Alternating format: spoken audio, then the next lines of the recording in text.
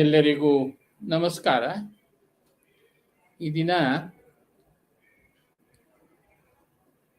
BPAC 112 rural local governance block 3 unit 8 rural local government structure role and responsibilities ಬಗ್ಗೆ ನಾವು ತಿಳಿಯಲಿದ್ದೇವೆ. ಇದರ structure ಬಂದು objectives, introduction, rural local government at village level, rural local government at block level, rural local government at district level, Panchayat Raj institutions, issues and challenges. ಕೊನೆಯಲ್ಲಿ summary. ಕನ್ನಡಕ್ಕೆ ಅನುವಾದ ಮಾಡಿದಾಗ BPAC 112 ಗ್ರಾಮೀಣ ಸ್ಥಳೀಯ ಆಡಳಿತ, ಬ್ಲಾಕ್ 3 ಘಟಕ 8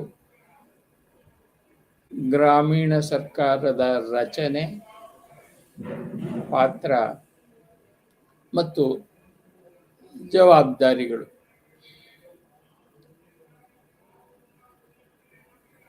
ನಾವು ಈ ಘಟಕದಲ್ಲಿ ಅದರ ರಚನೆ, ಉದ್ದೇಶಗಳು, ಪರಿಚಯ, ಗ್ರಾಮ ಮಟ್ಟದಲ್ಲಿ ಗ್ರಾಮೀಣ ಸ್ಥಳೀಯ ಸರ್ಕಾರ, ಬ್ಲಾಕ್ ಮಟ್ಟದಲ್ಲಿ ಗ್ರಾಮೀಣ ಸ್ಥಳೀಯ ಸರ್ಕಾರ, ಜಿಲ್ಲಾ ಮಟ್ಟದಲ್ಲಿ ಗ್ರಾಮೀಣ ಸ್ಥಳೀಯ ಸರ್ಕಾರ ಹಾಗೂ ಪಂಚಾಯತ್ ರಾಜ್ ಸಂಸ್ಥೆಗಳು, ಸಮಸ್ಯೆಗಳು ಮತ್ತು ಸವಾಲುಗಳು. ಕೊನೆಯಲ್ಲಿ ಈ ರಚನೆಯ ಉದ್ದೇಶಗಳು, ಪರಿಚಯ, ಗ್ರಾಮ ಮಟ್ಟದ ಗ್ರಾಮೀಣ ಸ್ಥಳೀಯ ಸರ್ಕಾರ, ಬ್ಲಾಕ್ ಮಟ್ಟದ ಗ್ರಾಮೀಣ ಸ್ಥಳೀಯ ಸರ್ಕಾರ, ಜಿಲ್ಲಾ ಮಟ್ಟದ ಗ್ರಾಮೀಣ ಸ್ಥಳೀಯ ಸರ್ಕಾರ ಹಾಗೂ ಪಂಚಾಯತ್ ರಾಜ್ ಸಂಸ್ಥೆಗಳ ಸಮಸ್ಯೆಗಳ ಮತ್ತು ಸವಾಲುಗಳ ಸಾರಾಂಶವನ್ನು ನಾವು ತಿಳಿಯಲಿದ್ದೇವೆ. ಈ ಘಟಕದ ಉದ್ದೇಶಗಳು. ಇಂದು ನಾವು ಈ ಕೆಳಗಿನವುಗಳನ್ನು ಕಲಿಯಲಿದ್ದೇವೆ. ಪಂಚಾಯತ್ ರಾಜ್ ಸಂಸ್ಥೆಗಳ ರಚನೆ ಮತ್ತು ಅವುಗಳ ಜವಾಬ್ದಾರಿಗಳು. ವಿವಿಧ ಹಂತಗಳಲ್ಲಿ ಸಾಮಾಜಿಕ, ಆರ್ಥಿಕ ಯೋಜನೆಗಾಗಿ ಮಾರ್ಗಸೂಚಿಗಳು, ಗ್ರಾಮೀಣ ಪ್ರದೇಶಗಳು ಮತ್ತು ಅವುಗಳಲ್ಲಿ ಪಂಚಾಯತ್ಗಳ ಪಾತ್ರ.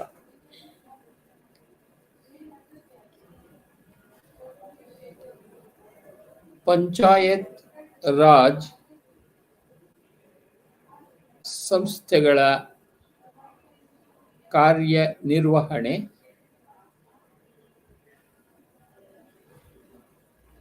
ಮತ್ತು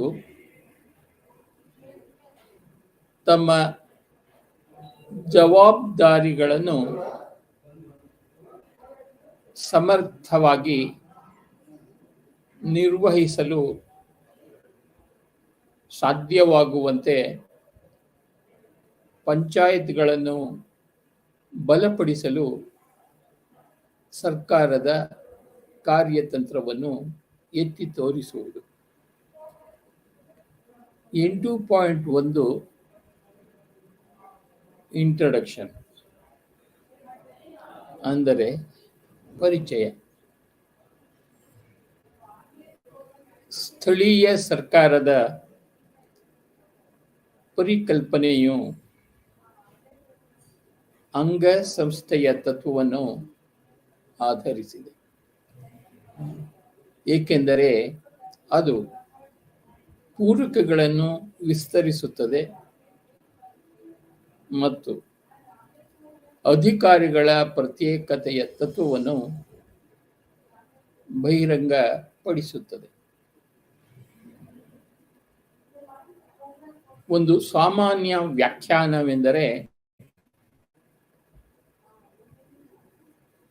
ವಿಕೇಂದ್ರೀಕೃತ ಸರ್ಕಾರವು ಜನರಿಗೆ ಹತ್ತಿರವಾಗಿದೆ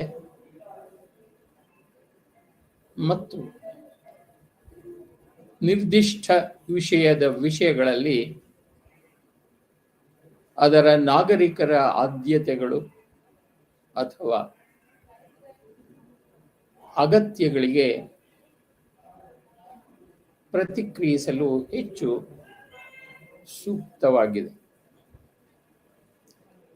ಸ್ಥಳೀಯ ಸರ್ಕಾರವು ರಾಜ್ಯದ ವಿಷಯವಾಗಿರುವುದರಿಂದ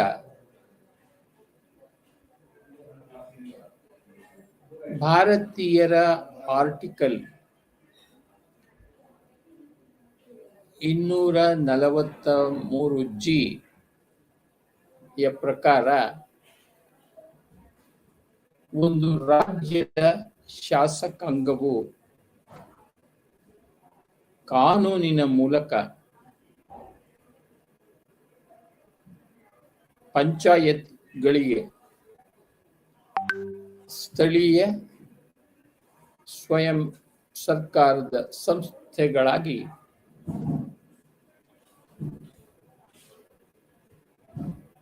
ಕಾರ್ಯನಿರ್ವಹಿಸಲು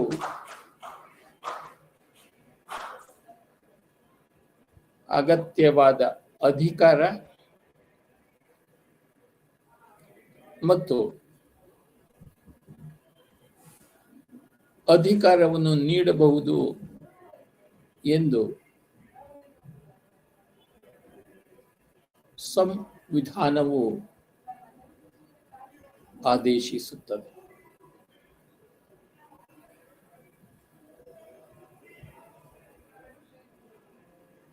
ಅದರಂತೆ 73ನೇ ಸಾಂವಿಧಾನಿಕ ತಿದ್ದುಪಡಿ ಕಾಯಿದೆಯಲ್ಲಿ ಸೂಕ್ತ ಮಟ್ಟದಲ್ಲಿ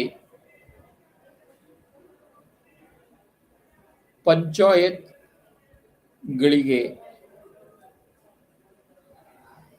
ಈ ಕೆಳಗಿನ ವಿಶಾಲ ಜವಾಬ್ದಾರಿಗಳನ್ನು ವಹಿಸಲಾಗಿದೆ. ಇದು ಕಾನ್ಸ್ಟಿಟ್ಯೂಷನಲ್ ಅಮೆಂಡ್ಮೆಂಟ್ ಆಕ್ಟ್ ಪ್ರಕಾರ ಈ ಜವಾಬ್ದಾರಿಗಳನ್ನು ವಹಿಸಲಾಗಿದೆ. ಮೊದಲನೆಯದು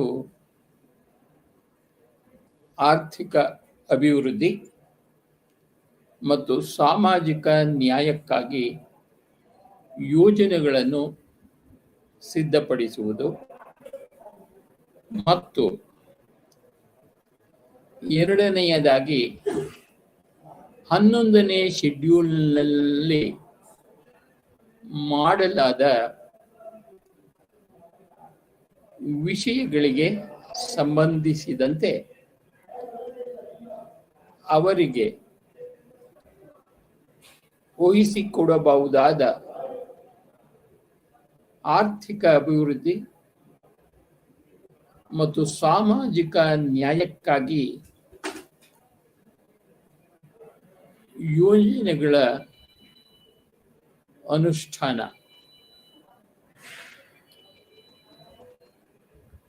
ಭಾರತದಲ್ಲಿನ ಗ್ರಾಮೀಣ ಸ್ಥಳೀಯ ಸರ್ಕಾರಿ ಸಂಸ್ಥೆಗಳು ನಗರ ಪ್ರದೇಶಗಳಿಗಿಂತ ಭಿನ್ನವಾಗಿರುತ್ತವೆ. ಪಂಚಾಯತ್, ಬ್ಲಾಕ್ ಮತ್ತು ಜಿಲ್ಲಾ ಮಟ್ಟದಲ್ಲಿ ಸಾವಯವವಾಗಿ ಲಿಂಕ್ ಮಾಡಲಾಗಿದೆ. ಆದ್ದರಿಂದ ಅವರ ನಡುವೆ ಜವಾಬ್ದಾರಿಗಳನ್ನು ಸಹ ವಿತರಿಸಲಾಗುತ್ತದೆ. ಕಾನೂನು ಮತ್ತು ಸುವ್ಯವಸ್ಥೆ, ಆಡಳಿತದಂತಹ ಕಾರ್ಯಗಳನ್ನು ಹೊರತುಪಡಿಸಿ ಜಿಲ್ಲೆಯ ಅಥವಾ ಉಪವಿಭಾಗದ ಸಂಪೂರ್ಣ ಸಾಮಾನ್ಯ ಆಡಳಿತ ಮತ್ತು ಅಭಿವೃದ್ಧಿಯನ್ನು ಸ್ವಾಧೀನಪಡಿಸಿಕೊಳ್ಳಲು ಪಂಚಾಯತ್ ವ್ಯವಸ್ಥೆಯನ್ನು ಬಲಪಡಿಸಲು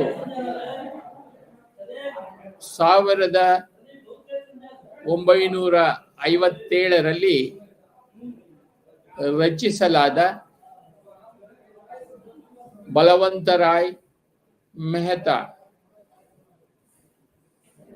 ಸಮಿತಿಗೆ 3 ಹಂತದ ವ್ಯವಸ್ಥೆಯು ತನ್ನ ಮೂಲವನ್ನು ನೀಡಬೇಕಿದೆ.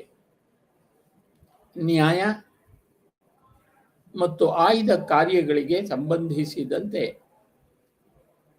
ಕಂದಾಯ ಆಡಳಿತ ಹಾಗೂ ಹೀಗಾಗಿ ಪಂಚಾಯತ್ ರಾಜ್ ಸಂಸ್ಥೆಗಳು ಅಂದರೆ ಗ್ರಾಮ ಪಂಚಾಯತ್, ಬ್ಲಾಕ್ ಪಂಚಾಯತ್ ಮತ್ತು ಜಿಲ್ಲಾ ಪಂಚಾಯತ್ ಆಡಳಿತವನ್ನು ನೀಡಲು ಯೋಜಿಸಲಾಗಿದೆ. ಈ ಘಟಕದಲ್ಲಿ ನಾವು ಗ್ರಾಮೀಣ ಸ್ಥಳೀಯ ಸರ್ಕಾರದ ರಚನೆ, ಪಾತ್ರ ಮತ್ತು ಜವಾಬ್ದಾರಿಗಳ ಮೇಲೆ ಕೇಂದ್ರೀಕರಿಸುತ್ತಿದ್ದೇವೆ. 8.2 rural local government village level. ಗ್ರಾಮೀಣ ಸ್ಥಳೀಯ ಸರ್ಕಾರ ಗ್ರಾಮ ಮಟ್ಟ. ಪಂಚಾಯತ್ ಪ್ರದೇಶಗಳ ಸ್ಥಾಪನೆಯಲ್ಲಿ ಪ್ರಜಾಸತ್ತಾತ್ಮಕ ವಿಕೇಂದ್ರೀಕರಣವು ವ್ಯಕ್ತವಾಗುತ್ತದೆ. 73ನೇ ಕಾನ್ಸ್ಟಿಟ್ಯೂಷನ್ ಅಮೆಂಡ್ಮೆಂಟ್ ಆಕ್ಟ್ ಅಡಿಯಲ್ಲಿ ಪಂಚಾಯತ್ ಪ್ರದೇಶದ ಸಾಮಾಜಿಕ ಆರ್ಥಿಕ ಅಭಿವೃದ್ಧಿಯಲ್ಲಿ ಗ್ರಾಮ ಪಂಚಾಯಿತಿಯು ಪ್ರಾಥಮಿಕ ಪಾತ್ರವನ್ನು ವಹಿಸುತ್ತದೆ. 73ನೇ ಕಾನ್ಸ್ಟಿಟ್ಯೂಷನಲ್ ಅಮೆಂಡ್ಮೆಂಟ್ ಆಕ್ಟ್ ಅಡಿಯಲ್ಲಿ ಪಂಚಾಯತ್ ಪ್ರದೇಶದ ಸಾಮಾಜಿಕ ಆರ್ಥಿಕ ಅಭಿವೃದ್ಧಿಯಲ್ಲಿ ಗ್ರಾಮ ಪಂಚಾಯಿತಿಯು ಪ್ರಾಥಮಿಕ ಪಾತ್ರವನ್ನು ವಹಿಸುತ್ತದೆ. ಸ್ಟ್ರಕ್ಚರ್ ಅಂದರೆ ರಚನೆ. ಗ್ರಾಮ ಪಂಚಾಯಿತಿಯು ಚುನಾಯಿತ ಸಂಸ್ಥೆಯಾಗಿದ್ದು ಯೋಜನೆಗಳು ಮತ್ತು ಬಜೆಟ್ಗಳನ್ನು ಅನುಮೋದಿಸುವುದು, ಕಾರ್ಯಕ್ರಮಗಳ ಅನುಷ್ಠಾನ ಮತ್ತು ಅವುಗಳ ಪ್ರಗತಿಯನ್ನು ಪರಿಶೀಲಿಸುವುದು ಮುಂತಾದ ನಿರ್ಧಾರಗಳನ್ನು ತೆಗೆದುಕೊಳ್ಳುವ ಜವಾಬ್ದಾರಿಯನ್ನು ಹೊಂದಿದೆ. ಇದು ಪಂಚಾಯತ್ ಸದಸ್ಯರು, ಗ್ರಾಮದ ಪ್ರತಿ ವಾರ್ಡ್ನಿಂದ ಚುನಾಯಿತರಾದವರು ಮತ್ತು ಸರಪಂಚರನ್ನು ಒಳಗೊಂಡಿರುತ್ತಾರೆ. ಅವರು ಸದಸ್ಯರಲ್ಲಿ ಚುನಾಯಿತ ಪ್ರತಿನಿಧಿಗಳಿಂದ ಚುನಾಯಿತರಾಗಿರುತ್ತಾರೆ. ಇದು ಗ್ರಾಮ ಸಭೆಗೆ ಜವಾಬ್ದಾರರಾಗಿರುತ್ತದೆ. ಇದು ಆ ಗ್ರಾಮ ಪಂಚಾಯಿತಿಯ ಎಲ್ಲ ನೋಂದಾಯಿತ ಮತದಾರರ ಸಭೆಯಾಗಿದೆ. ಗ್ರಾಮ ಪಂಚಾಯಿತಿಯ ಅಧ್ಯಕ್ಷರು ಅದರ ಕಾರ್ಯನಿರ್ವಾಹಕ ಮುಖ್ಯಸ್ಥರಾಗಿದ್ದಾರೆ. ಅವರು ಗ್ರಾಮ ಪಂಚಾಯಿತಿಯ ಸಭೆಗಳನ್ನು ಕರೆಯುತ್ತಾರೆ ಮತ್ತು ಅಧ್ಯಕ್ಷತೆ ವಹಿಸುತ್ತಾರೆ. ಗ್ರಾಮ ಪಂಚಾಯತ್ನ ಎಲ್ಲ ಚುನಾಯಿತ ಪ್ರತಿನಿಧಿಗಳು ವಿವಿಧ ಸಾಲಿನ ಇಲಾಖೆಗಳ ಪದಾಧಿಕಾರಿಗಳು ಮತ್ತು ಪಂಚಾಯತ್ ಪದಾಧಿಕಾರಿಗಳ ಸಹಾಯದಿಂದ ಸಾರ್ವಜನಿಕ ಆರೋಗ್ಯ, ಜೀವನೋಪಾಯ, ಶಿಕ್ಷಣ, ಕುಡಿಯುವ ನೀರು, ನೈರ್ಮಲ್ಯ ಇತ್ಯಾದಿಗಳಂತಹ ಸ್ಥಳೀಯ ಅಭಿವೃದ್ಧಿಯ ವಿವಿಧ ಅಂಶಗಳನ್ನು ಒಟ್ಟಾಗಿ ವ್ಯವಹರಿಸುತ್ತಾರೆ. Standing committee of the panchayat, panchayat ಸ್ಥಾಯಿ ಸಮಿತಿಗಳು ನಿರ್ದಿಷ್ಟ ವಿಷಯಗಳ ಬಗ್ಗೆ ಕೇಂದ್ರೀಕೃತ ಗಮನವನ್ನು ನೀಡಲು ಸಾಧ್ಯವಾಗುವಂತೆ ರಾಜ್ಯಗಳು ಶಾಸನಬದ್ಧ ಕಾಯ್ದೆಗಳು ಅಥವಾ ನಿಯಮಗಳ ಮೂಲಕ ವಿವಿಧ ಸ್ಥಾಯಿ ಸಮಿತಿಗಳ ಸಂವಿಧಾನವನ್ನು ಒದಗಿಸಿವೆ. ಉದಾಹರಣೆಗೆ, ಗ್ರಾಮ ಶಿಕ್ಷಣ ಸಮಿತಿಯು ಪಂಚಾಯತ್ ಮಟ್ಟದಲ್ಲಿ ಎಲ್ಲ ಶಿಕ್ಷಣ ಸಂಬಂಧಿತ ವಿಷಯಗಳನ್ನು ಪರಿಶೀಲಿಸುತ್ತದೆ. ಕೇಂದ್ರ ಸರ್ಕಾರದ ಕಾರ್ಯಕ್ರಮವು ಮಾರ್ಗದರ್ಶನ ನೀಡಿದರೆ ಸ್ಥಾಯಿ ಸಮಿತಿಗಳನ್ನು ಸಹ ರಚಿಸಬಹುದು. ಉದಾಹರಣೆಗೆ, ಸ್ವಚ್ಛ ಭಾರತ್ ಮಿಷನ್ ಅನುಷ್ಠಾನಕ್ಕಾಗಿ ಪ್ರತಿ ಪಂಚಾಯತ್ನಲ್ಲಿ ಗ್ರಾಮ ನೀರು ಮತ್ತು ನೈರ್ಮಲ್ಯ ಸಮಿತಿಯನ್ನು ರಚಿಸಲಾಗಿದೆ. Standing committees in panchayats in Rajasthan. ರಾಜಸ್ಥಾನದ ಪಂಚಾಯತ್ಗಳಲ್ಲಿ ಸ್ಥಾಯಿ ಸಮಿತಿಗಳ ಬಗ್ಗೆ ನಾವು ಈಗ ತಿಳಿಯಲಿದ್ದೇವೆ. Name of the standing committee, administration and establishment. ಸ್ಥಾಯಿ ಸಮಿತಿಯ ಹೆಸರು, ಆಡಳಿತ ಮತ್ತು ಸ್ಥಾಪನೆ. ಕೆಳಗಿನ ಪ್ರಮುಖ ಕಾರ್ಯಗಳನ್ನು ನಿಯೋಜಿಸಲಾಗಿದೆ. ಮೊದಲನೆಯದು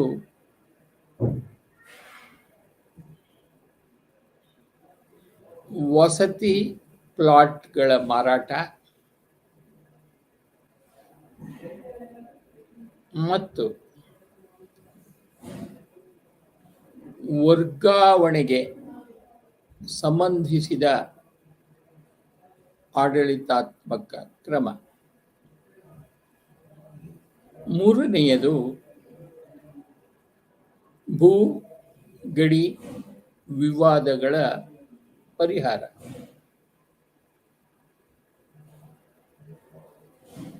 ನಾಲ್ಕನೆಯದು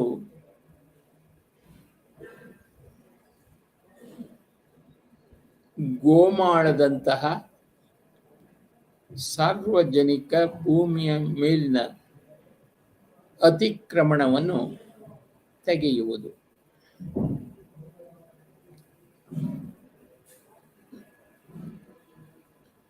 ನಾಲ್ಕನೆಯದು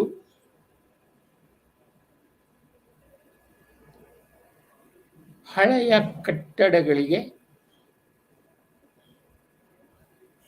ಭೂಮಿಯ ಹಕ್ಕುಪತ್ರ ವಿತರಣೆ ಗ್ರಾಮ ಪಂಚಾಯಿತಿಗಳಿಗೆ ವಿತರಿಸಲಾದ ಸಾಲಿನ ಇಲಾಖೆಯ ಕಾರ್ಯನಿರ್ವಹಣೆಯನ್ನು ಮೇಲ್ವಿಚಾರಣೆ ಮಾಡುವುದು.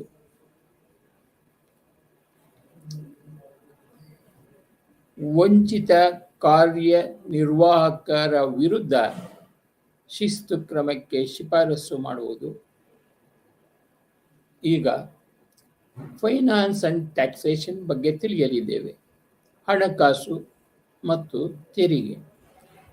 ಸಾರ್ವಜನಿಕ ಹಿತಾಸಕ್ತಿಯ ವಿವಿಧ ಅಭಿವೃದ್ಧಿಯ ಕಾರ್ಯಗಳಿಗೆ ಹಣಕಾಸಿನ ಸಂಪನ್ಮೂಲಗಳನ್ನು ಕ್ರೋಢೀಕರಿಸುವುದು. ಎರಡನೆಯದು, ಗ್ರಾಮ ಪಂಚಾಯಿತಿಯ ಸ್ವಂತ ನಿಧಿಯಿಂದ 2 ಲಕ್ಷ ರುಗಳವರೆಗೆ ಬಳಸಲು ಆಡಳಿತಾತ್ಮಕ ಮತ್ತು ಆರ್ಥಿಕ ಮಂಜೂರಾತಿಯನ್ನು ನೀಡುವುದು. ಮೂರನೆಯದು, ಸಾಂಸ್ಥಿಕ ವಿತರಣೆಗಾಗಿ ಸಾರಿಗೆ ವೆಚ್ಚಗಳಿಗೆ ನಿರ್ದಿಷ್ಟ ಮಿತಿಯವರೆಗೆ ಮಂಜೂರು ಮಾಡುವುದು. ನಾಲ್ಕನೆಯದು, ತೆರಿಗೆಗಳು, ದಂಡಗಳು ಮತ್ತು ದಂಡಗಳನ್ನು ವಿಧಿಸುವುದು ಮತ್ತು ಸಂಗ್ರಹಿಸುವುದು. ಡೆವಲಪ್ಮೆಂಟ್ ಅಂಡ್ ಪ್ರೊಡಕ್ಷನ್, ಅಭಿವೃದ್ಧಿ ಮತ್ತು ಉತ್ಪಾದನೆ. ಸುಧಾರಿತ ಕೃಷಿ ಪದ್ಧತಿಗಳಿಗಾಗಿ ರೈತರಿಗೆ ತರಬೇತಿ ನೀಡುವಂತಹ ಚಟುವಟಿಕೆಗಳನ್ನು ಕೈಗೊಳ್ಳುವುದು. ಕೃಷಿ ಕಲಿಯುತ್ತಿರುವ ವಿದ್ಯಾರ್ಥಿನಿಯರಿಗೆ ವಿದ್ಯಾರ್ಥಿ ವೇತನವನ್ನು ನೀಡುವುದು. ಮೂರನೆಯದಾಗಿ,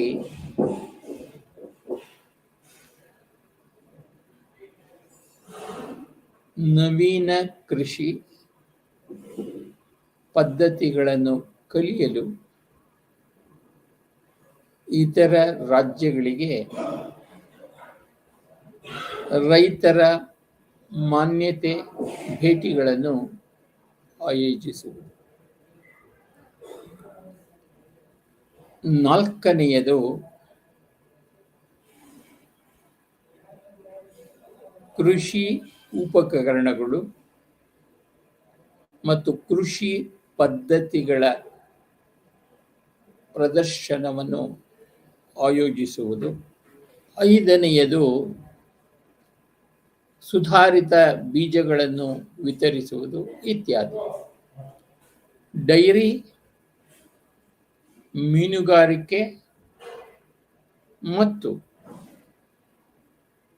ಇತರ ಸಂಬಂಧಿತ ಚಟುವಟಿಕೆಗಳನ್ನು ಉತ್ತೇಜಿಸುವುದು.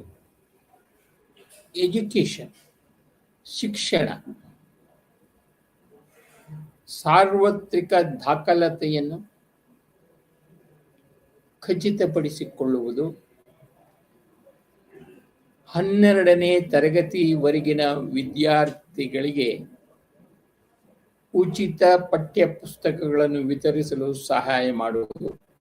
SC/ST ವಿದ್ಯಾರ್ಥಿಗಳಿಗೆ ವಿದ್ಯಾರ್ಥಿ ವೇತನ ವಿತರಣೆ, ಮಧ್ಯಾಹ್ನದ ಊಟದ ಗುಣಮಟ್ಟ, ಶಾಲೆಯಲ್ಲಿ ಸೌಲಭ್ಯಗಳು ಹಾಗೂ ಶಿಕ್ಷಕರ ಹಾಜರಾತಿ ಮೇಲ್ವಿಚಾರಣೆ ಇತ್ಯಾದಿ. Social protection and social justice, ಸಾಮಾಜಿಕ ರಕ್ಷಣೆ ಮತ್ತು ಸಾಮಾಜಿಕ ನ್ಯಾಯ. ಮಕ್ಕಳು, ಹದಿಹರೆಯದ ಹುಡುಗಿಯರು ಮತ್ತು ಗರ್ಭಿಣಿ ಹಾಲುಣಿಸುವ ತಾಯಂದಿರಿಗೆ ಅಂಗನವಾಡಿಗಳಲ್ಲಿ ರೋಗ ನಿರೋಧಕ, ಸಾಂಸ್ಥಿಕ ಹೆರಿಗೆ ಮತ್ತು ಪೂರಕ ಪೋಷಣೆಯಂತಹ ಸಾರ್ವಜನಿಕ ಆರೋಗ್ಯ ಮತ್ತು ಮಕ್ಕಳ ಅಭಿವೃದ್ಧಿಗೆ ಸಂಬಂಧಿಸಿದ ಕಾರ್ಯಕ್ರಮಗಳ ಪರಿಣಾಮಕಾರಿ ಅನುಷ್ಠಾನಕ್ಕೆ ಬೆಂಬಲವನ್ನು ಒದಗಿಸುವುದು. ವಿಧವಾ ಪುನರ್ವಿವಾಹ ಮತ್ತು ಅಂತರ್ಜಾತಿ ವಿವಾಹವನ್ನು ಉತ್ತೇಜಿಸುವುದು. ವ್ಯಸನ ಮುಕ್ತ ಶಿಬಿರಗಳನ್ನು ಆಯೋಜಿಸುವುದು. ವೃದ್ಧರು, ವಿಧವೆಯರು ಮತ್ತು ವಿಕಲಚೇತನರಿಗೆ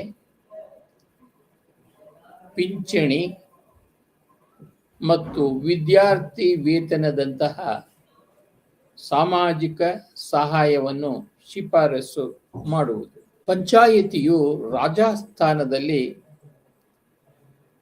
ತನ್ನ ಅಧಿಕಾರ ವ್ಯಾಪ್ತಿಯಲ್ಲಿದ್ದರೆ ಅದು ಸೂಕ್ತವೆಂದು ಭಾವಿಸುವ ಯಾವುದೇ ವಿಷಯಗಳಿಗೆ 6ನೇ ಸ್ಥಾಯಿ ಸಮಿತಿಯನ್ನು ರಚಿಸಬಹುದಾಗಿದೆ. ದೇಶದಾದ್ಯಂತ ಗ್ರಾಮ ಪಂಚಾಯಿತಿಯ ಪ್ರತಿಯೊಬ್ಬ ಸದಸ್ಯರು ಕನಿಷ್ಠ ಅಂತಹ ಒಂದು ಸಮಿತಿಯ ಸದಸ್ಯರಾಗಿರುತ್ತಾರೆ. ಫಂಕ್ಷನರೀಸ್, ಕಾರ್ಯಕಾರಿಗಳು. ಗ್ರಾಮ ಪಂಚಾಯಿತಿಗಳಿಗೆ 2 ರೀತಿಯ ಉದ್ಯೋಗಿಗಳು: ಸ್ವಂತ ಉದ್ಯೋಗಿಗಳು. ವಿವಿಧ ಸಾಲಿನ ಇಲಾಖೆಗಳ ಉದ್ಯೋಗಿಗಳು ಸಹಾಯ ಮಾಡುತ್ತಾರೆ. ಕೆಲವು ರಾಜ್ಯಗಳಲ್ಲಿ ರಾಜ್ಯ ಸರ್ಕಾರವು ಅವರಿಗೆ ಹೆಚ್ಚಿನ ಉದ್ಯೋಗಿಗಳನ್ನು ಒದಗಿಸಿದೆ. ಆದರೆ ಕೆಲವು ಒಬ್ಬರು ಕೇವಲ ಅಸ್ಥಿ ಪಂಜರದ ಸಿಬ್ಬಂದಿಯನ್ನು ಕಂಡುಕೊಳ್ಳುತ್ತಾರೆ. ಉದಾಹರಣೆಗೆ, ಕರ್ನಾಟಕದಲ್ಲಿ ಗ್ರಾಮ ಪಂಚಾಯಿತಿಗಳು ಒಬ್ಬ ಪಂಚಾಯತ್ ಅಭಿವೃದ್ಧಿ ಅಧಿಕಾರಿ, ಅಂದರೆ ಪಂಚಾಯತ್ ಡೆವಲಪ್ಮೆಂಟ್ ಆಫೀಸರ್, ಒಬ್ಬ ಕಾರ್ಯದರ್ಶಿ ಮತ್ತು ಒಬ್ಬ ಖಾತೆ ಸಹಾಯಕರನ್ನು ಹೊಂದಿದ್ದರೆ ರಾಜಸ್ಥಾನದಲ್ಲಿ ಒಬ್ಬರೇ ಇದ್ದಾರೆ. ಗ್ರಾಮಾಭಿವೃದ್ಧಿ ಅಧಿಕಾರಿ ಮತ್ತು ಒಬ್ಬ ಸಹಾಯಕ ಗ್ರಾಮ ಮಟ್ಟದ ಅಧಿಕಾರಿಯು ಗ್ರಾಮ ಪಂಚಾಯಿತಿ ಸ್ಥಾಯಿ ಸಮಿತಿಗಳು, ಇತರ ಸಮಿತಿಗಳು, ಗ್ರಾಮ ಸಭೆ ಮತ್ತು ವಾರ್ಡ್ ಸಭೆಯ ದಾಖಲೆಗಳನ್ನು ಇಟ್ಟುಕೊಳ್ಳಬೇಕಾಗುತ್ತದೆ. ಅವರು ಗ್ರಾಮ ಪಂಚಾಯತ್ ಅಭಿವೃದ್ಧಿ ಯೋಜನೆ, ಅಂದರೆ GPDP ತಯಾರಿಕೆಯಲ್ಲಿ ಸಮನ್ವಯಗೊಳಿಸಬೇಕಾಗುತ್ತದೆ. ಅವರು ಮಾಸಿಕ ಖಾತೆಗಳನ್ನು ಗ್ರಾಮ ಪಂಚಾಯಿತಿಗೆ ಸಲ್ಲಿಸುತ್ತಾರೆ. ಕಾರ್ಯದರ್ಶಿ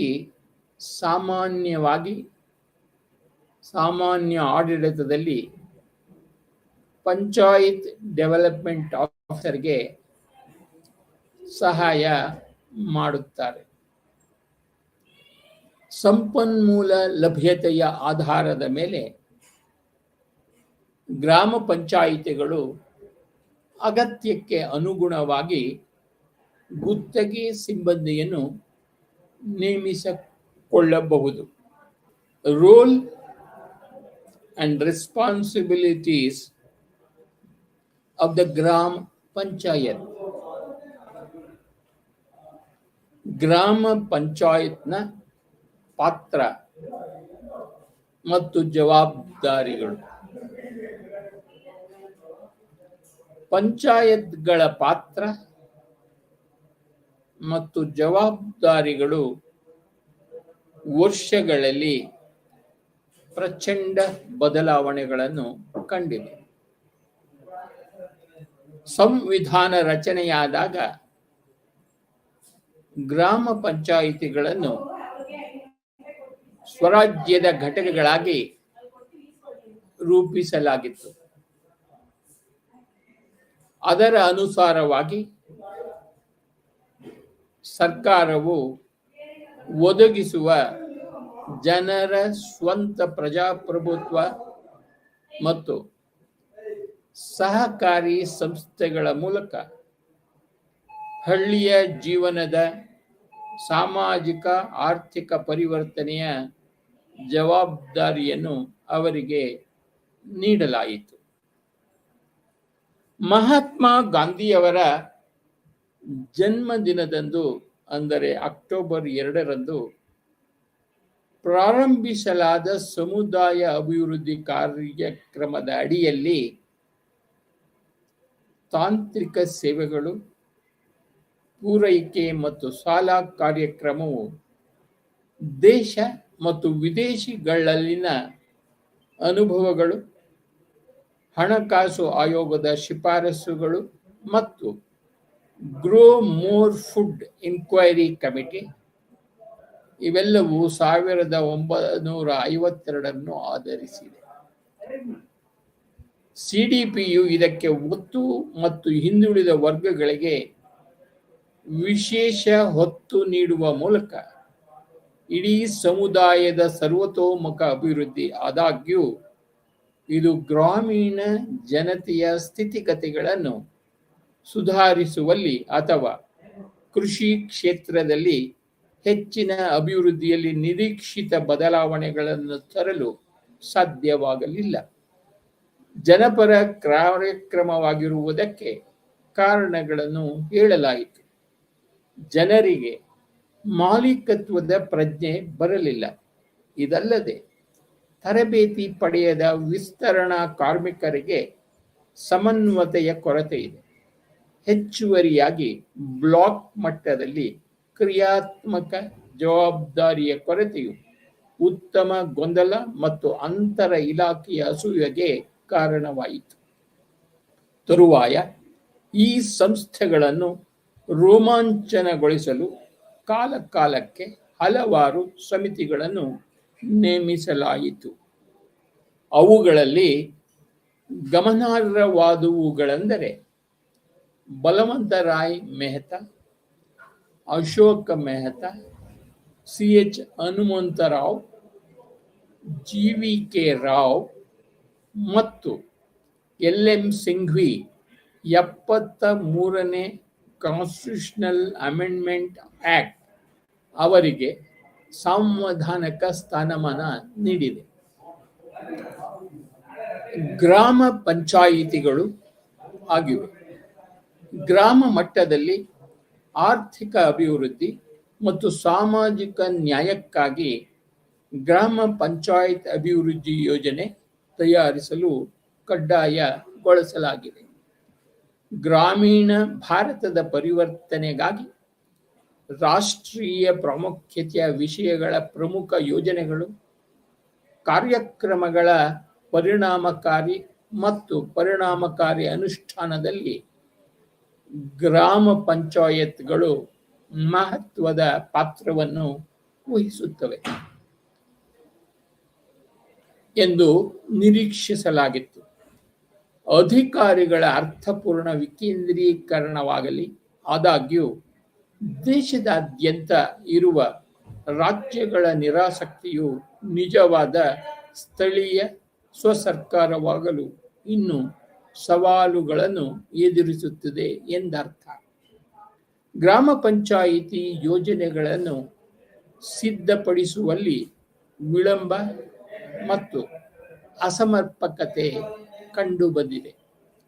ಸಾಮಾನ್ಯವಾಗಿ ಪಂಚಾಯತ್ಗಳು ಮೀಸಲಿಟ್ಟ ಹಣವನ್ನು ಸಾಕಷ್ಟು, ಕೆಲವೊಮ್ಮೆ 19% ಖರ್ಚು ಮಾಡಲು ಸಾಧ್ಯವಾಗಲಿಲ್ಲ. ಪ್ರಯತ್ನಗಳು ಮುಂದುವರಿದಿರುವಾಗ ಪೀಪಲ್ಸ್ ಪ್ಲಾನ್ ಕ್ಯಾಂಪೈನ್ ಈಗ ಅವರಿಗೆ ದೊಡ್ಡ ಪಾತ್ರ ಹೆಚ್ಚಿನ ಜವಾಬ್ದಾರಿಗಳನ್ನು ನೀಡಲು ಪ್ರಯತ್ನಿಸುತ್ತಿದೆ. 1887ರಲ್ಲಿ ಪ್ರಾರಂಭವಾದ ಕೇರಳದ ಪೀಪಲ್ಸ್ ಪ್ಲಾನ್ನೊಂದಿಗೆ ಇದೇ ರೀತಿಯ ಅನುಭವವು ಸಾಕಷ್ಟು ರಾಷ್ಟ್ರೀಯ ಮತ್ತು ಅಂತರರಾಷ್ಟ್ರೀಯ ಗಮನವನ್ನು ಸೆಳೆದಿತ್ತು ಮತ್ತು ತಳಮಟ್ಟದ ಪ್ರಜಾಪ್ರಭುತ್ವವನ್ನು ಬಲಪಡಿಸುವ ಉತ್ತಮ ಉದಾಹರಣೆ ಎಂದು ಪ್ರಶಂಸಿಸಲಾಯಿತು. ಪ್ರಸ್ತುತ ಪ್ರಚಾರವು ತಂತ್ರಜ್ಞಾನ ಮತ್ತು ಪ್ರಮಾಣದಂತಹ ಹೆಚ್ಚುವರಿ ಒಳಹರಿವುಗಳೊಂದಿಗೆ ಸ್ವಲ್ಪ ಮಟ್ಟಿಗೆ ಒಂದೇ ರೀತಿಯ ಮಾರ್ಗಗಳಲ್ಲಿದೆ. ಪೀಪಲ್ಸ್ ಪ್ಲಾನ್ ಕ್ಯಾಂಪೈನ್ ಅಂದರೆ ಜನರ ಯೋಜನೆ ಅಭಿಯಾನ 2018ರಲ್ಲಿ ಪ್ರಾರಂಭವಾದ ಈ ಅಭಿಯಾನವನ್ನು 28 ರಾಜ್ಯಗಳು ಮತ್ತು 6 ಯೂನಿಯನ್ ಟೆರಿಟರಿಗಳಲ್ಲಿ ಕಾರ್ಯಗತಗೊಳಿಸಲಾಯಿತು ಮತ್ತು ಗ್ರಾಮ ಪಂಚಾಯಿತಿ ಮಟ್ಟದಲ್ಲಿ ಹಣಕಾಸು ಯೋಜನೆಯನ್ನು ಸಿದ್ಧಪಡಿಸಲಾಗಿದೆ. ಪೀಪಲ್ಸ್ ಪ್ಲಾನ್ ಕ್ಯಾಂಪೈನ್ ಕೇಂದ್ರ ಸರ್ಕಾರವು ಪ್ರಚಾರ ಕ್ರಮದಲ್ಲಿ ಯೋಜನೆಗಳ ತಯಾರಿಕೆಯನ್ನು ಖಚಿತಪಡಿಸಿಕೊಳ್ಳಲು ಅಳವಡಿಸಿಕೊಂಡ ತಂತ್ರವಾಗಿದೆ. ಇದು ಸಮಗ್ರವಾಗಿದೆ ಮತ್ತು ಭಾಗವಹಿಸುವ ಪ್ರಕ್ರಿಯೆಯನ್ನು ಆಧರಿಸಿದೆ. ಇದು ಪೂರ್ಣವನ್ನು ಒಳಗೊಂಡಿರುತ್ತದೆ. ಸಂವಿಧಾನದ 11ನೇ ಶೆಡ್ಯೂಲ್ನಲ್ಲಿ ಪಟ್ಟಿ ಮಾಡಲಾದ 29 ವಿಷಯಗಳಿಗೆ ಸಂಬಂಧಿಸಿದ ಎಲ್ಲ ಸಂಬಂಧಿತ ಕೇಂದ್ರ ಸಚಿವಾಲಯಗಳು, ಲೈನ್ ಇಲಾಖೆಗಳ ಯೋಜನೆಗಳೊಂದಿಗೆ ಒಮ್ಮುಖವಾಗುವುದು. ಪೀಪಲ್ಸ್ ಪ್ಲಾನ್ ಕ್ಯಾಂಪೈನ್ ನ ಮುಖ್ಯ ಉದ್ದೇಶಗಳು ಯಾವ್ಯಾವುದು ಅಂದರೆ, ದೇಶದಾದ್ಯಂತ ಕಾಲಮಿತಿಯಲ್ಲಿ ಕ್ರಮವಾಗಿ ಗ್ರಾಮ ಪಂಚಾಯತ್, ಬ್ಲಾಕ್ ಪಂಚಾಯತ್ ಮತ್ತು ಜಿಲ್ಲಾ ಪಂಚಾಯತ್ಗಳಲ್ಲಿ ಭಾಗವಹಿಸುವ ಸಮಗ್ರ ಜಿಪಿಡಿಪಿ, ಬಿಪಿಡಿಪಿ ಮತ್ತು ಡಿಪಿಡಿಪಿಯನ್ನು ಸಿದ್ಧಪಡಿಸುವುದು. ಅಂದರೆ ಪಂಚಾಯತ್ ಲೆವೆಲ್, ಬ್ಲಾಕ್ ಲೆವೆಲ್ ಮತ್ತು ಡಿಸ್ಟ್ರಿಕ್ಟ್ ಲೆವೆಲ್. ಹಿಂದಿನ ವರ್ಷಗಳಲ್ಲಿ ಮಾಡಿದ ಪ್ರಗತಿಯ ಪುರಾವೆ ಆಧಾರಿತ ಮೌಲ್ಯಮಾಪನ ಮತ್ತು 11ನೇ ಶೆಡ್ಯೂಲ್ನ ಎಲ್ಲ 29 ವಿಷಯಗಳಿಗೆ ಮುಂದಿನ ವರ್ಷಕ್ಕೆ ಪ್ರಸ್ತಾವನೆಗಳ ಪರಿಗಣನೆ, 11ನೇ ಶೆಡ್ಯೂಲ್ನಲ್ಲಿ ಪಟ್ಟಿ ಮಾಡಲಾದ 29 ವಿಷಯಗಳಿಗೆ ಸಂಬಂಧಿಸಿದ ಮುಂಚೂಣಿ ಕಾರ್ಯಕರ್ತರು, ಮೇಲ್ವಿಚಾರಕರು, ಸಕ್ರಿಯ ಭಾಗವಹಿಸುವಿಕೆ ಮತ್ತು ಪ್ರಸ್ತುತಿಗಳೊಂದಿಗೆ ರಚನಾತ್ಮಕ ಗ್ರಾಮ ಪಂಚಾಯತ್ ಸಭೆಗಳನ್ನು ಆಯೋಜಿಸುವುದು. ಗ್ರಾಮ ಪಂಚಾಯತ್ ಸಭೆಗಳನ್ನು ಆಯೋಜಿಸುವ ಮೊದಲು ವಾರ್ಡ್ ಸಭೆಯ ಹೊರತಾಗಿ ಬಾಲಸಭೆ ಮತ್ತು ಮಹಿಳಾ ಸಭೆಗಳನ್ನು ಆಯೋಜಿಸಿ, ಇದು ಮಕ್ಕಳ ಮತ್ತು ಮಹಿಳೆಯರ ಬೇಡಿಕೆಗಳ ಎಣಿಕೆ ಮತ್ತು ಅಭಿವ್ಯಕ್ತಿಗೆ ಅನುಕೂಲವಾಗುತ್ತದೆ. ಜಿಪಿಡಿಪಿ, ಬಿಪಿಡಿಪಿ ಮತ್ತು ಡಿಪಿಡಿಪಿಯಲ್ಲಿ ಸುಸ್ಥಿರ ಅಭಿವೃದ್ಧಿ ಗುರಿಗಳ ಏಕೀಕರಣ. 6ನೇಯದು ದೀನ ದಯಾಳ್ ಅಂತ್ಯೋದಯ ಯೋಜನೆ. ರಾಷ್ಟ್ರೀಯ ಅಡಿಯಲ್ಲಿ ಸ್ವಸಹಾಯ ಗುಂಪುಗಳಲ್ಲಿ ಅಂದರೆ SHGs ಚುನಾಯಿತ ಪ್ರತಿನಿಧಿಗಳು ಮತ್ತು ಸೆಲ್ಫ್ ಹೆಲ್ಪ್ ಗ್ರೂಪ್ಸ್ ಎಂದು ನಾವು ತಿಳಿದುಕೊಳ್ಳಬೇಕಾಗುತ್ತದೆ. ಚುನಾಯಿತ ಪ್ರತಿನಿಧಿಗಳು ಮತ್ತು ಮಹಿಳೆಯರ ಪಾತ್ರವನ್ನು ಬಲಪಡಿಸುವುದು ಗ್ರಾಮೀಣ ಜೀವನೋಪಾಯ ಮಿಷನ್. ಗ್ರಾಮ ಪಂಚಾಯಿತಿ ಕಚೇರಿಯಲ್ಲಿ ಮತ್ತು ಗ್ರಾಮ್ ಸಂವಾದ್ ಅಪ್ಲಿಕೇಶನ್ನಲ್ಲಿ ಎಲ್ಲ ಯೋಜನೆಗಳು ಮತ್ತು ಕಾರ್ಯಕ್ರಮಗಳ ಯೋಜನೆಗಳು, ಹಣಕಾಸು ಇತ್ಯಾದಿಗಳ ಸಾರ್ವಜನಿಕ ಬಹಿರಂಗಪಡಿಸುವಿಕೆಯೊಂದಿಗೆ ಸಾರ್ವಜನಿಕ ಮಾಹಿತಿ ಅಭಿಯಾನವನ್ನು ಕೈಗೊಳ್ಳುವುದು. ಗ್ರಾಮ ಪಂಚಾಯತ್ಗಳು ಯೋಜನೆಯಲ್ಲಿ ಉದ್ದೇಶಿಸಲಾದ ಉದ್ದೇಶಗಳನ್ನು ಪೂರೈಸುವುದನ್ನು ಖಚಿತಪಡಿಸಿಕೊಳ್ಳಲು ಆರ್ಟಿಕಲ್ ಅಡಿಯಲ್ಲಿ 243 ಸಂವಿಧಾನದ 243 ಜಿ ಆರ್ಟಿಕಲ್ ಅಡಿಯಲ್ಲಿ 13 ಕೋರ್ ವೋಕಲ್ ಪ್ರದೇಶಗಳನ್ನು ಗುರುತಿಸಲಾಗಿದ್ದು, ಗ್ರಾಮ ಪಂಚಾಯಿತಿಗಳು ತಮ್ಮ ಅಭಿವೃದ್ಧಿ ಚಟುವಟಿಕೆಗಳನ್ನು ಅದಕ್ಕೆ ಅನುಗುಣವಾಗಿ ಜೋಡಿಸಲು ಮಾರ್ಗದರ್ಶನ ನೀಡುತ್ತದೆ. ಈ ಪ್ರದೇಶಗಳನ್ನು ಕೆಳಗೆ ಉಲ್ಲೇಖಿಸಲಾಗಿದೆ. ನೀರು ಸರಬರಾಜು, ನೈರ್ಮಲ್ಯ, ರಸ್ತೆಗಳು, ಒಳಚರಂಡಿ, ಬೀದಿ ದೀಪ, ಆರೋಗ್ಯ, ಶಿಕ್ಷಣ ಮತ್ತು ಪೋಷಣೆ ಇತ್ಯಾದಿ ಸೇರಿದಂತೆ ನಿರ್ಣಾಯಕ ಸಾರ್ವಜನಿಕ ಸೇವೆಗಳ ವಿತರಣೆಗೆ ಪಂಚಾಯತ್ ರಾಜ್ ಸಂಸ್ಥೆಗಳನ್ನು ಕಡ್ಡಾಯಗೊಳಿಸಲಾಗಿದೆ. ಜೊತೆಗೆ ದೇಶವು ಎದುರಿಸುತ್ತಿರುವ ಪ್ರಮುಖ ಸ್ಥಳೀಯ ಅಭಿವೃದ್ಧಿ ಸವಾಲುಗಳು, ಬಡತನ, ಲಿಂಗ, ಜೀವನೋಪಾಯದ ಉತ್ಪಾದನೆ ಸಂಬಂಧಿಸಿದ SDGಗಳನ್ನು ಸ್ಥಳೀಕರಿಸುವುದರೊಂದಿಗೆ ಕ್ರಮಗಳನ್ನು ಜೋಡಿಸುವುದು ಸೇರಿದಂತೆ ಅಭಿವೃದ್ಧಿಯ ಸಮಸ್ಯೆಗಳ ಮೇಲೆ ಸ್ಥಳೀಯವಾಗಿ ಸಂಬಂಧಿತ ಸೂಚಕಗಳನ್ನು ಅಭಿವೃದ್ಧಿಪಡಿಸಲು ಮತ್ತು ಬಳಸಲು ಅವರು ಚಟುವಟಿಕೆಗಳನ್ನು ಕೈಗೊಳ್ಳಬೇಕು. ಅದು ಸ್ಥಳೀಯ ಉತ್ಪಾದನೆ ಮತ್ತು ಉತ್ಪಾದಕತೆಯನ್ನು ಹೆಚ್ಚಿಸುತ್ತದೆ, ಉದ್ಯೋಗ ಮತ್ತು ಉದ್ಯೋಗವನ್ನು ಹೆಚ್ಚಿಸುತ್ತದೆ, ಮಾರುಕಟ್ಟೆ ಪ್ರವೇಶ ಮತ್ತು ಸ್ಥಳೀಯ ಉತ್ಪನ್ನಗಳ ಮಾರುಕಟ್ಟೆಯನ್ನು ಸುಧಾರಿಸುತ್ತದೆ, ಮೌಲ್ಯವರ್ಧನೆಯನ್ನು ಉತ್ತೇಜಿಸುತ್ತದೆ ಮತ್ತು ಉತ್ಪಾದಕ ಮೂಲಸೌಕರ್ಯವನ್ನು ಸೃಷ್ಟಿಸುತ್ತದೆ. ಗ್ರಾಮ ಪಂಚಾಯಿತಿಗಳು ಮಾನವನ ಗುಣಮಟ್ಟವನ್ನು ಸುಧಾರಿಸುವತ್ತ ಗಮನ ಹರಿಸಬೇಕು.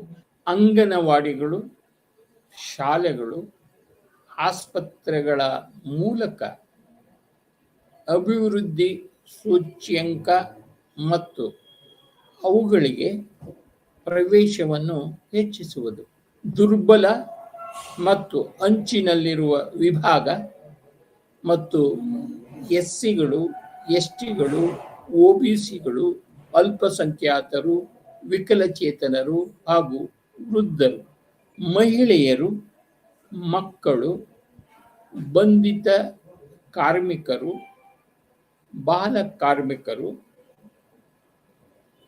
ಸಂಕಷ್ಟದ ವಲಸಿಗರು, ಹಸ್ತಚಾಲಿತ ಸ್ಕ್ಯಾವೆಂಜರ್ಗಳು, ಕಳ್ಳ ಸಾಗಣೆಯ ಬಲಿಪಶುಗಳು ಇತ್ಯಾದಿಗಳ ಯೋಗಕ್ಷೇಮವನ್ನು ಸುಧಾರಿಸುವುದನ್ನು ಖಚಿತಪಡಿಸಿಕೊಳ್ಳಬಹುದು. 5ನೆಯದು, ಗ್ರಾಮ ಪಂಚಾಯಿತಿಗಳು ಜೈವಿಕ ಸಂಪನ್ಮೂಲಗಳ ಸಂರಕ್ಷಣೆಯ ಕಡೆಗೆ ಯೋಜಿಸಬಹುದು. 6ನೆಯದು, ಗ್ರಾಮ ಪಂಚಾಯಿತಿ ಮಟ್ಟದಲ್ಲಿ ಒದಗಿಸಬೇಕಾದ ಸೇವೆಗಳು, ಪ್ರಮಾಣ ಪತ್ರಗಳ ವಿತರಣೆ, ಕಡ್ಡಾಯ ನೋಂದಣಿ ಮತ್ತು ಜನನ ಮತ್ತು ಮರಣ ಪ್ರಮಾಣ ಪತ್ರಗಳ ವಿತರಣೆ, ಮದುವೆ ಪ್ರಮಾಣ ಪತ್ರಗಳು, ವಲಸೆ ಪ್ರಮಾಣ ಪತ್ರಗಳು,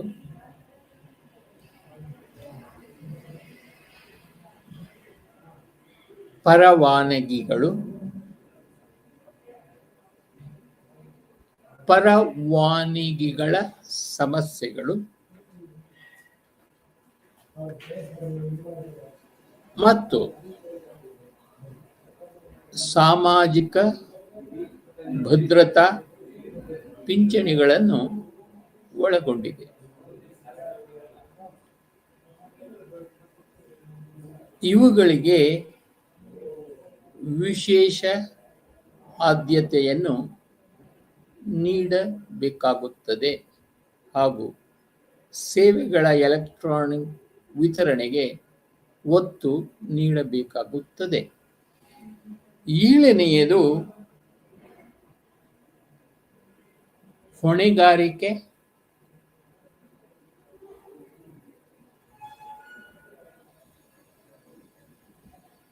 ಪಾರದರ್ಶಕತೆ ಮತ್ತು ಪೂರ್ವಭಾವಿ ಬಹಿರಂಗಪಡಿಸುವಿಕೆ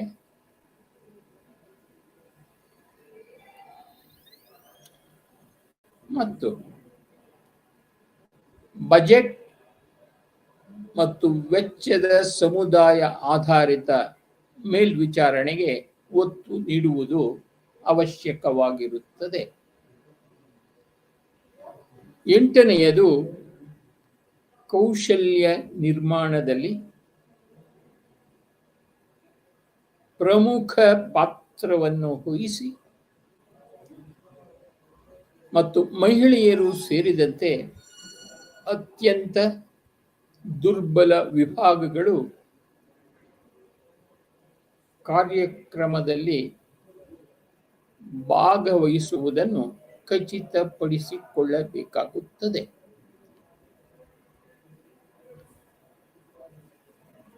ಅವರು ಕೌಶಲ್ಯ ಸಂಬಂಧಿತ ಕಾರ್ಯಕ್ರಮಗಳ ಬಗ್ಗೆ ಜಾಗೃತಿ ಮೂಡಿಸಬೇಕಾಗುತ್ತದೆ.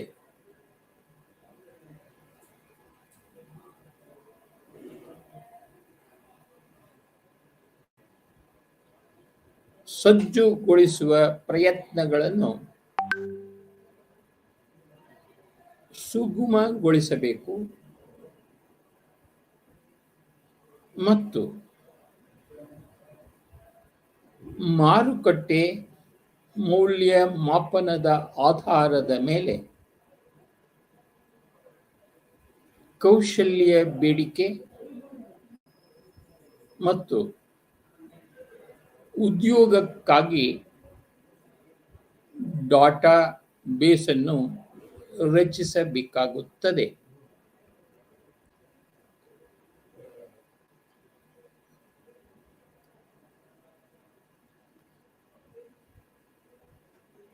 ಗ್ರಾಮ ಪಂಚಾಯಿತಿಗಳು ಮಹಿಳೆಯರ ಸಬಲೀಕರಣಕ್ಕಾಗಿ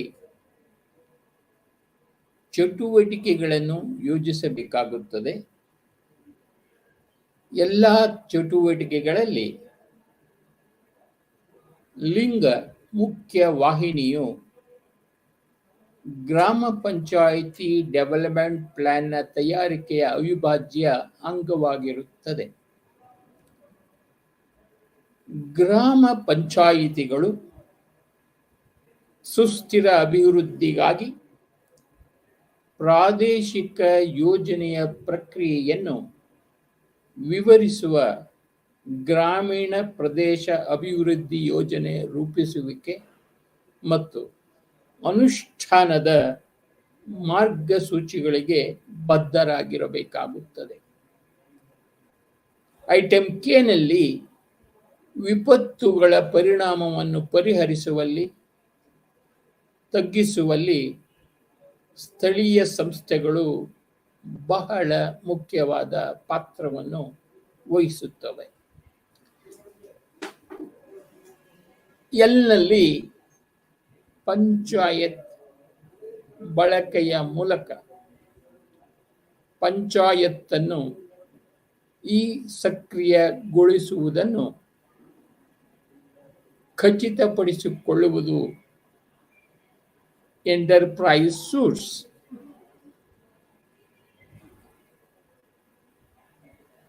ಗ್ರಾಮ ಪಂಚಾಯಿತಿಗಳು ಅಂತರವನ್ನು ಗುರುತಿಸಬೇಕು ಮತ್ತು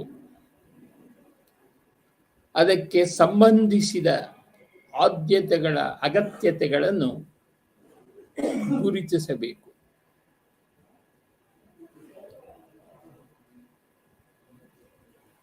ಮೂಲ ಸೌಕರ್ಯ ಅಭಿವೃದ್ಧಿ ಹಾಗೂ ರಿಪೇರಿ, ಪುನಃಸ್ಥಾಪನೆ ಆ್ಯಪ್ ಒಳಗೊಂಡಿದೆ. ಶ್ರೇಣೀಕರಣ, ಸಾರ್ವಜನಿಕ ಆಸ್ತಿಗಳ ನಿರ್ವಹಣೆ ಮತ್ತು ಗುರುತಿಸಲಾದ ಮೂಲ ಸೌಕರ್ಯಗಳ ಹೊಸ ನಿರ್ಮಾಣ.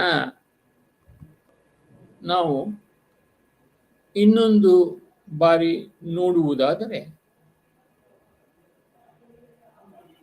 ಗ್ರಾಮ ಪಂಚಾಯಿತಿಗಳು ಮಹಿಳೆಯರ ಸಬಲೀಕರಣಕ್ಕಾಗಿ ಚಟುವಟಿಕೆಗಳನ್ನು ಯೋಜಿಸಬೇಕು. ಎಲ್ಲ ಚಟುವಟಿಕೆಗಳಲ್ಲಿ ಲಿಂಗ ಮುಖ್ಯ ವಾಹಿನಿಯು ಜಿಪಿಡಿಪಿಯ ತಯಾರಿಕೆಯ ಅವಿಭಾಜ್ಯ ಅಂಗವಾಗಿದೆ. ಜಿಪಿಗಳು ಸುಸ್ಥಿರ ಅಭಿವೃದ್ಧಿಗಾಗಿ ಪ್ರಾದೇಶಿಕ ಯೋಜನೆಯ ಪ್ರಕ್ರಿಯೆಯನ್ನು ವಿವರಿಸುವ ಗ್ರಾಮೀಣ ಪ್ರದೇಶ ಅಭಿವೃದ್ಧಿ ಯೋಜನೆ ರೂಪಿಸುವಿಕೆ ಮತ್ತು ಅನುಷ್ಠಾನದ ಮಾರ್ಗಸೂಚಿಗಳಿಗೆ ಬದ್ಧವಾಗಿರಬೇಕು. ವಿಪತ್ತುಗಳ ಪರಿಣಾಮವನ್ನು ಪರಿಹರಿಸುವಲ್ಲಿ ತಗ್ಗಿಸುವಲ್ಲಿ ಸ್ಥಳೀಯ ಸಂಸ್ಥೆಗಳು ಬಹಳ ಮುಖ್ಯವಾದ ಪಾತ್ರವನ್ನು ವಹಿಸುತ್ತವೆ. ಪಂಚಾಯತ್ ಬಳಕೆಯ ಮೂಲಕ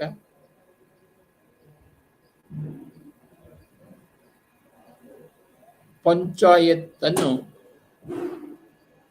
ಈ ಸಕ್ರಿಯಗೊಳಿಸುವುದನ್ನು ಖಚಿತಪಡಿಸಿಕೊಳ್ಳುವುದು ಎಂಟರ್ಪ್ರೈಸ್ ಸೂಟ್ಸ್ ಆಗುತ್ತದೆ.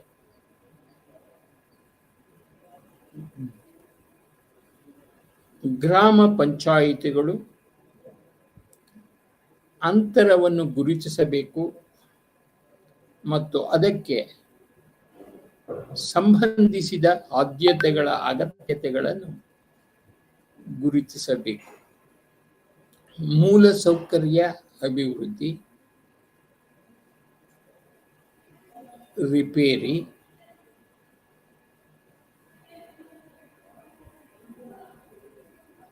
ಪುನಃಸ್ಥಾಪನೆಯ ಆಪ್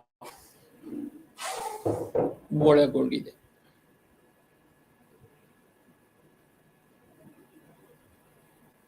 ಶ್ರೇಣೀಕರಣ, ಸಾರ್ವಜನಿಕ ಆಸ್ತಿಗಳ ನಿರ್ವಹಣೆ ಮತ್ತು ಗುರುತಿಸಲಾದ ಮೂಲ ಸೌಕರ್ಯಗಳ ಹೊಸ ನಿರ್ಮಾಣವನ್ನು ನಾವು ಕಾಣಬಹುದಾಗಿದೆ. ಯೋಜನಾವಾರು ವಿವರಗಳೊಂದಿಗೆ ಜಿಪಿಡಿಪಿ ದಾಖಲೆಯ ಸಂಕ್ಷಿಪ್ತ ಮಂಡನೆಯ ರೂಪದಲ್ಲಿ ಅಂತಿಮ ಜಿಪಿಡಿಪಿ ಮತ್ತು ಸಿದ್ಧಪಡಿಸಿದ ಯೋಜನೆಯ ಚರ್ಚೆಯನ್ನು ಜಿಪಿಯಿಂದ ಗ್ರಾಮ ಪಂಚಾಯಿತಿ ಮುಂದೆ ಎಲ್ಲ ಇಲಾಖೆಗಳ ಅಧಿಕಾರಿಗಳು ಮತ್ತು ಸಮುದಾಯದ ಸಮ್ಮುಖದಲ್ಲಿ ಇಡಬೇಕಾಗುತ್ತದೆ. ಅದೇ ಸಮಯದಲ್ಲಿ ವ್ಯಾಪಕವಾದ ಸಾಮರ್ಥ್ಯ ನಿರ್ಮಾಣ ಮತ್ತು ತರಬೇತಿ ಪ್ರಯತ್ನಗಳ ಹೊರತಾಗಿಯೂ ಪ್ರತಿಕ್ರಿಯೆಯು ಎಲ್ಲರಿಗೂ ಅರ್ಥವಾಗಲು ಇನ್ನೂ ಸ್ವಲ್ಪ ಸಮಯ ತೆಗೆದುಕೊಳ್ಳಬಹುದು, ಏಕೆಂದರೆ ಇದು ಹೆಚ್ಚು ತಾಂತ್ರಿಕವಾಗಿದೆ ಮತ್ತು ಗ್ರಾಮ ಪಂಚಾಯಿತಿ ಸದಸ್ಯರು ಮತ್ತು ಗ್ರಾಮ ಪಂಚಾಯಿತಿ ಮಟ್ಟದ ಕಾರ್ಯನಿರ್ವಾಹಕ ಸಾಮರ್ಥ್ಯವನ್ನು ಮೀರಿರಬಹುದು. ಇಲ್ಲಿಗೆ ಇಂದು BPAC 112 ಗ್ರಾಮೀಣ ಸ್ಥಳೀಯ ಆಡಳಿತ ಬ್ಲಾಕ್ 3 ಘಟಕ 8 ಗ್ರಾಮೀಣ ಸರ್ಕಾರ ರಚನೆ ಪಾತ್ರ ಮತ್ತು ಜವಾಬ್ದಾರಿಗಳು ಪಾಠದ ಭಾಗ 1ರ ಸ್ಲೈಡ್ಗಳು ಪೂರ್ಣಗೊಂಡಿವೆ. ಈ ಘಟಕದ ಉಳಿದ ಸ್ಲೈಡ್ಗಳನ್ನು ಮುಂದಿನ ತರಗತಿಯಲ್ಲಿ ತೆಗೆದುಕೊಳ್ಳಲಾಗುತ್ತದೆ. ಎಲ್ಲರಿಗೂ ನಮಸ್ತೆ.